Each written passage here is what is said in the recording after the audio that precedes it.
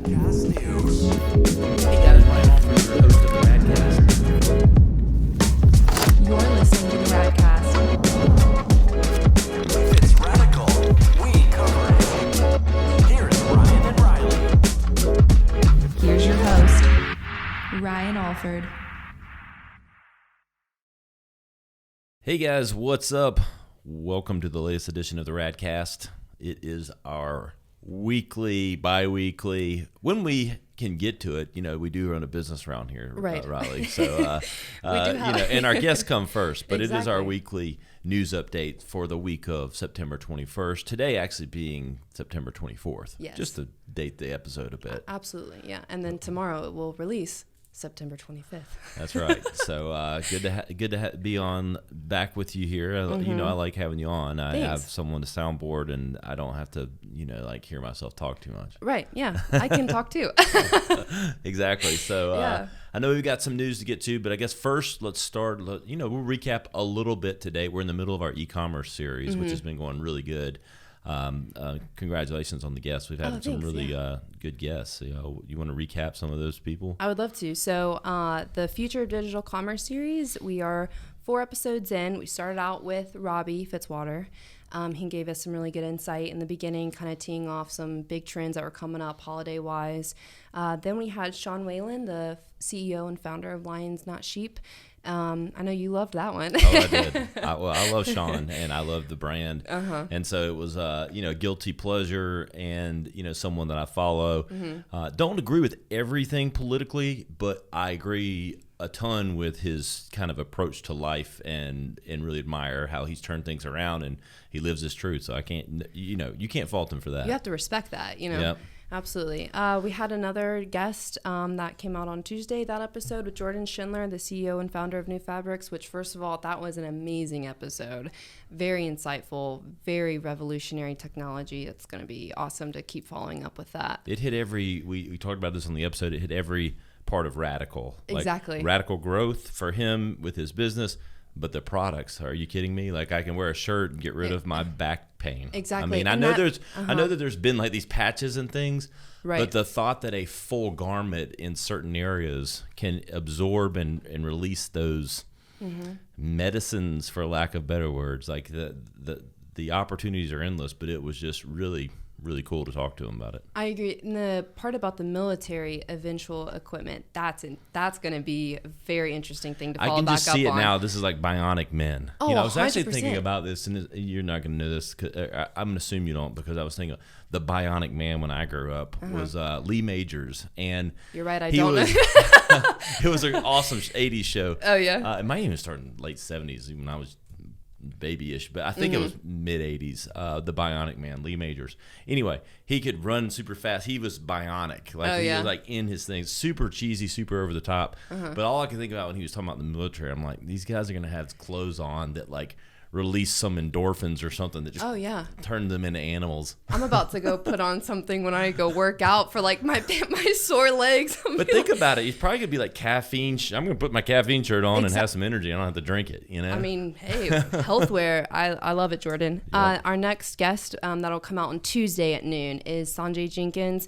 He's the director of eCom at Buff City Soap. And that is, I, first of all, love the concept of sense first, taking care of your skin. I'm very skin conscious, so that kind of product I'm very excited to keep spreading. My wife Nicole and I are scent people. We have candles. She's got candles everywhere. We were joking about this the other night. Oh yeah. And so we're scent people, and so he had me at smells goods. You were like, check. I was like, check. Okay, I actually have a cart started that I didn't finish because I got busy doing something else, but I'm definitely ordering some of that soap. And he said he was going to send some detergent. So Sanjay, if you're listening, you better send that soap. I'm telling you. Exactly. And then I'm very excited for another guest we have lined up the following week. Kalila Wright, she's the CEO and founder of Mess in a Bottle. A revolutionary way of just like wearing your message on a t-shirt, another clothing company. Super cool stuff. Really cool. I actually was thinking about this before you found her. I was not aware of this brand or Kalila, and I was like, everybody's got a t-shirt company now. How are people differentiating? You know, everybody's kind of writing these cool sayings, and then sure enough, you send this. I'm like, that is different. That is cool. And a reusable bottle. I love that. Reusable bottle. You know, just the messages felt fresh too.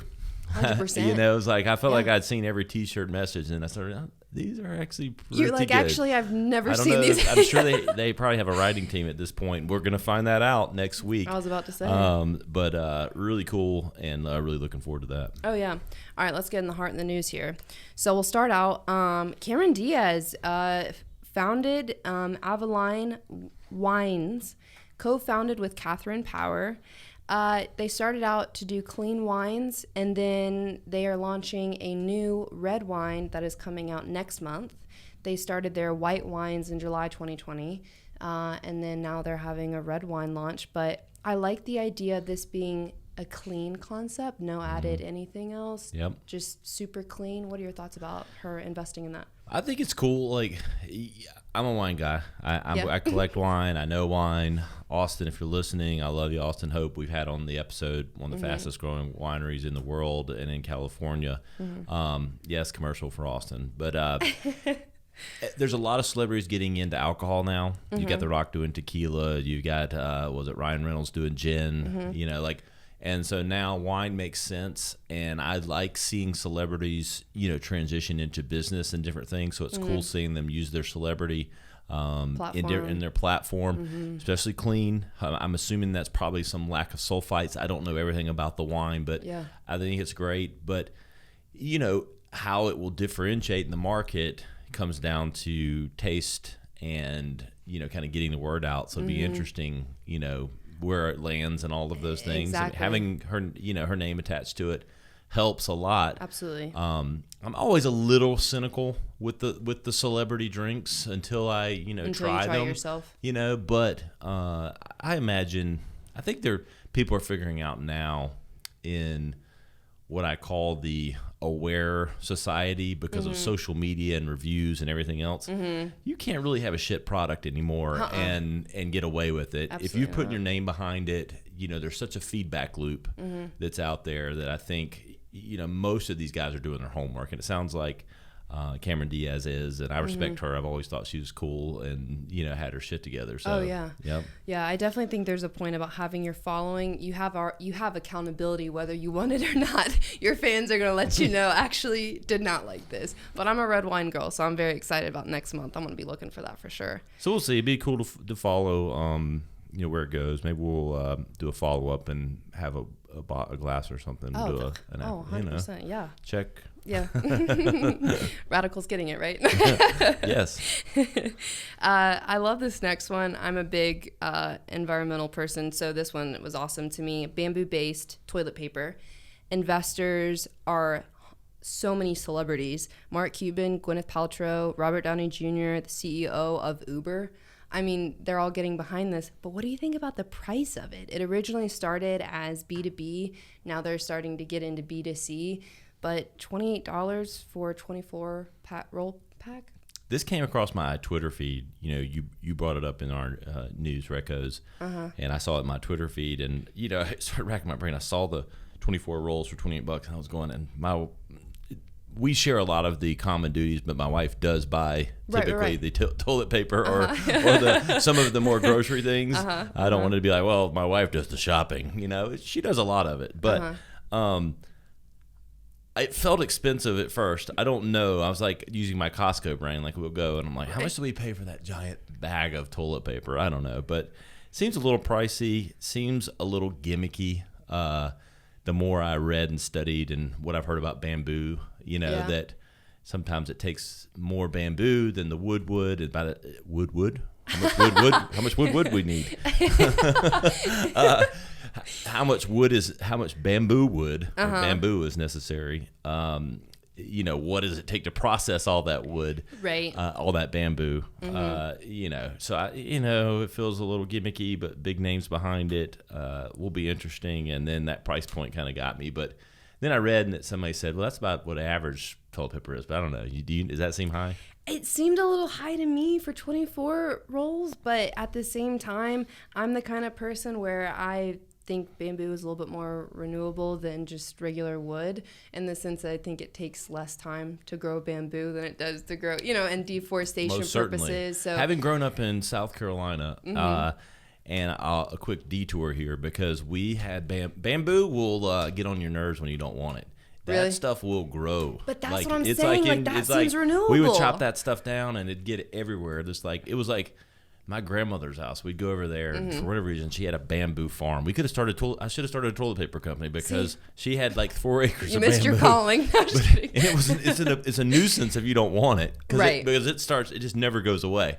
So it obviously grows quicker. I can vouch to that, because we would knock that stuff down. And I swear, 3 months later, there'd be 20-foot tall bamboo shoots. So is it really that bad of a concept then? I don't know.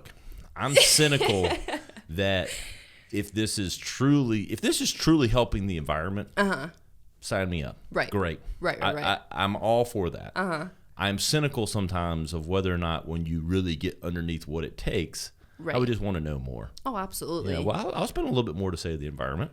Let's do it. But I want to make sure it's actually practical. I trust, but I verify. That's exactly right. Yeah. So says my Instagram post yesterday, which is actually true. Yeah, exactly. Third topic for today is Walmart investing in TikTok, which I think is very interesting for a lot of reasons. Obviously, just with everything that's going on with President Trump's initiative and creating the TikTok Global. I like that Oracle and Walmart might be teaming up in this endeavor. 20% ownership is what it's looking like, that they will both be sharing into TikTok Global. But as a response to competing with Amazon's e-commerce, this is Walmart's goal. How do you feel about it? Does that make sense? Here's where it makes sense. Walmart is, has a historical brand. I feel like its demographic is older traditionally. That's changed with them getting a better app experience, and they've definitely changed this perspective. So I don't want to say that it's still this way. This gets them in front of youth, the younger audience. That gets their brand in front of them. It makes them more relevant. It gets them in front of technology. And look, they're trying to out-innovate Amazon. So Amazon's been in the forefront of innovation as far as shopping goes, and this is a play for Walmart to leverage. And you're just like, well, how does that leverage? If you don't think that the ad platform on TikTok isn't going to, as long as it doesn't get shut down, caveat, a little asterisk on anything we talk about, assuming Donald Trump doesn't shut it down. Exactly. The ad platform is going to be billions upon billions of dollars that are going to be spent. So marketing's going to be funding in. You're going to have these natural opportunities for e-commerce, no different than what you see on Instagram shopping. Right. And yes, TikTok's a different platform with the video, but they're still in the same vein. It's content and how you link content to shopping. And so Walmart sees this as a play, younger demographic. They get a direct way to have app integration directly with their products. Okay. So it makes sense to me. I see that. And what I'm waiting for is, I feel like the shoe hasn't completely dropped on TikTok. It's super popular now. It's been a release and entertainment segment for people, and especially amongst COVID is a perfect timing for how they've grown. Obviously, video content is here to stay. It'd be interesting to see. If I had my crystal ball 3 years from now, what TikTok is, I think you're going to see an evolution of it, and I think Walmart could probably help it. I think both of these companies could help each other. I think TikTok can make Walmart hipper, cooler, give a natural outlet for selling directly within the app. I think Walmart can bring your level of practicality in leadership and branding to TikTok. I agree. And I think you're going to see a maturing of TikTok in some way. Not because you're not going to have fun and do dances and all that. That'll still be there. But I think you might see come to the middle, which helps TikTok in the long term. That was the only thing that for me, when I was just initially reading it, I was like, I could see it from a branding standpoint, it making sense. But the other business side of it, I was like, I'm gonna let Ryan take over this part because I was like, this doesn't make sense to me. It makes sense. But I trust you. I get it. No, it makes sense. The Oracle factor will be interesting too. How that relationship, the marriage of all this comes together. I can understand it from where each entity's technology comes in, but how all this gets sliced and diced will be interesting. Similarly, I'm gonna let you take this one as well because this one, Mailchimp is bringing AI into the small business market, but I'm not totally understanding what this is going to mean for small to medium-sized businesses. Here's what it's going to mean. A lot of people use Mailchimp, and if you're using it now, it's getting better. I don't want to talk down to Mailchimp, but it's really more in the e-com play, in the funnel for shoppers, some of the automation of what natural steps should be for customers, and them automating it. They're behind, point blank, especially in e-com. They're late to the game. Yes, they've integrated. They canceled their integration with Shopify, or Shopify canceled them. This was about a year ago. And Klaviyo, we're a Klaviyo partner, Privy. There's a lot of email platforms that are growing in the e-com space, especially with integration with Shopify, which is more of that SMB platform unless you get into Shopify Plus. And so these are features that are already really present in those platforms. They're not really packaging necessarily as AI and automatic, but it does do like recommendations based on your behavior, triggers and flows, all of those things which Klaviyo and Privy and others have been doing for years or months. And so this is a little bit of a catch-up for me for Mailchimp. Don't get me wrong, there's some cool features here, and Mailchimp is definitely more of a household name.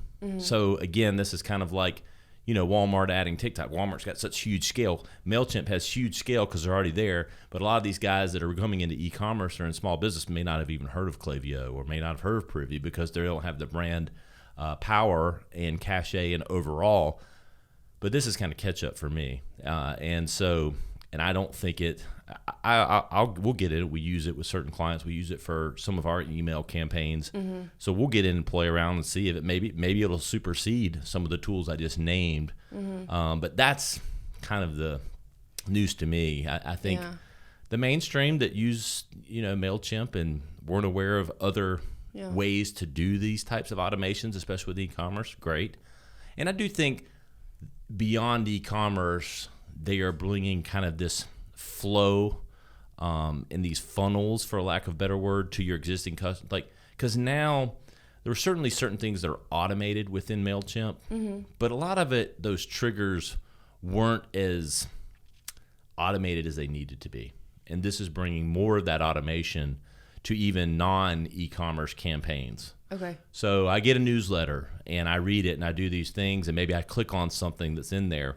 Well, that should trigger a follow-up email 10 days later about something else. I got you. And that's where Mailchimp's been a little behind, I think. And so this is good, but let's see if it actually supersedes some of the tools that are already out there that will really jazz up your e-commerce. I got you. I guess to close out, there's really only one other thing to really kind of point out. Instagram Reels. Now 30 seconds? That's right. Oh, my gosh. Are you so excited? I'm excited. We did one at the lake a month ago. Yeah, I know. We've got to do better. We're going to do more. We're doing a lot of content, but we're probably behind on the Reels. But one for 15 to 30, they're trying to catch up with TikTok on the kind of real-time video and the editing and the fun and the entertainment. This is an entertainment play for Instagram. Oh, for sure. I mean, all social media has that aspect to it, but TikTok is kind of owning the entertainment space, I think, right now. With true entertainment. Yeah, there's some knowledge and things down here, but Instagram's in this, including the stuff that I do. I mean, it's in, that influencer space of sharing knowledge and sharing insights and motivation and, the pictures that I've taken and the things that I've done. And TikTok's more in that entertainment space where everyone's an entertainer and everyone's entertaining. I think this is Instagram's play for more of that space, and in times like now, I think we all need a little more entertainment. But I do think it's good. It will I think it'll increase engagement. It should make it easier to edit. You do 10-second clips times 3, right, and can edit them and or break down however you really need to for whatever kind of story you're trying to tell. I think it's cool. I know. Either way, I'm still not gonna be a good dancer. So we'll work on it. We'll work on that. Signs up for dancing classes. Yes. That would be TikTok radical. gave me too much pressure. I need dancing classes. Yes. I'll call my good friend Rich Constantine. He teach me. There you go. He never taught me. I got to watch him a bunch, but he never taught me. He is a good dancer. We'll arrange it. But yeah, no, that's it for us on the RADCAST for this week. Anything else you have? I think that's all we got. Appreciate everyone. Follow along, as always, at theradcast.com and at the.rad.cast on Instagram. And we'll see you next week. Have a great weekend.